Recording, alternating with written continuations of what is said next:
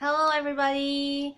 First of all, I'd like to show my greatest thanks to the school board of Đoàn Helium for organizing this wonderful book contest. I personally think this book contest gives all the students a big chance to improve their reading skills and presentation skills. Okay, enough. Introducing time.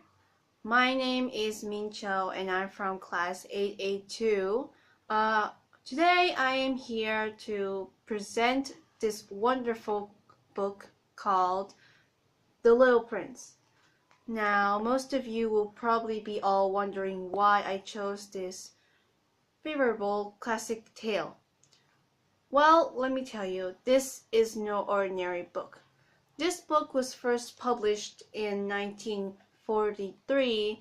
It is a novella, a famous artwork, a famous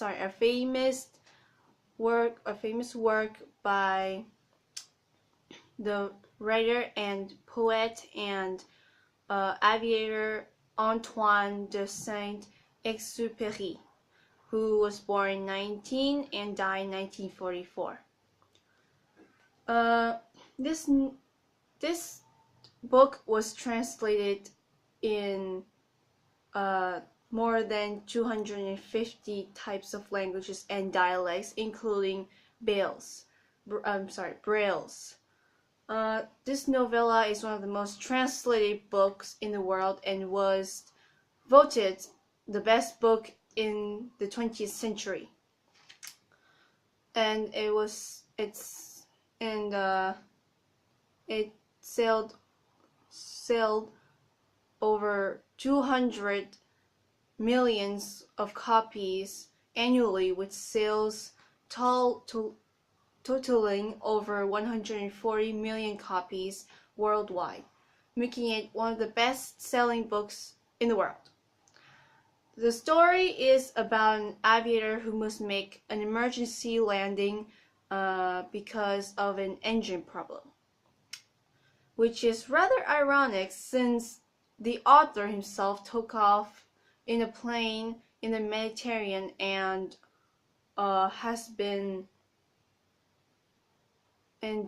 just a year later was never seen or heard of again. This timeless story has been adapted to various media over the decades, including stage, screen, and operatic works.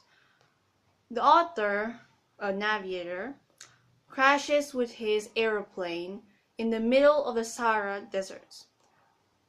While he was trying to repair his airplane, a little boy whom he refers to as the Little Prince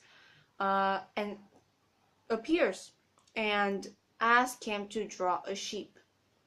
The author learns that the Little Prince came from an asteroid named B612, where he has left behind 3 active volcanoes and a rose. Before reaching Earth, he has visited other planets, aka asteroids, and met some very odd people, including a king, a conceited man, a drunkard, and a businessman, a lamplighter, and a geographer. Since arriving on Earth, he has spoken to a fox who has taught him that to know someone or something, you must tame them, so that makes them unique. What is essential is invisible to the eye, says the fox, and the narrator with the crash plane, of course. The prince soon misses his rose, and so in order to return to his planet and his rose, he must allow himself to be bitten by a really poisonous snake. And since his planet is rather far away, he can't really take his shell with him. Soon the aviator, who later becomes the prince's best friend, and also who succeeded in repairing his airplane, also leaves the desert. He still hopes that the little prince will return one day and he asks, and the author, in the narrator, asks us that to write and tell him if we should ever meet his dear friend. The story shows that love is a really powerful invisible string, invisible thread connecting people to connecting people no matter how far or wide or how far in space and in time they are or they may be. The Little Prince is a metaphorical and surrealist journey where a rose isn't necessarily a rose, a fox isn't always a fox, a small planet isn't a small planet all the time. All those things and more that you can find in the book, they will be whatever you need to be. You just need to recognize what will be the rose, what will be the fox, what will be the planets. And then, and only then, will you be able to realize the power inside of this cute little book. By now, I believe all of your questions have been answered.